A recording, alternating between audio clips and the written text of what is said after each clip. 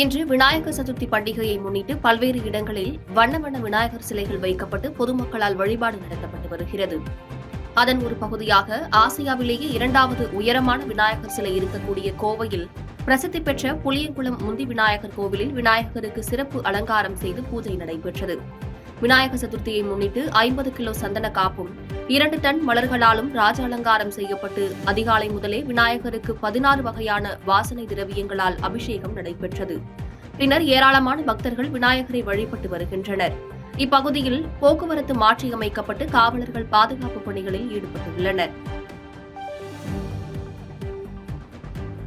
பாதகம் செய்பவரை கண்டால் நாம் பயங்கொள்ளலாகாது பாப்பா, மோதி மிதித்து விடு பாப்பா, அவர் முகத்தில் உமிழ்ந்து விடு பாப்பா.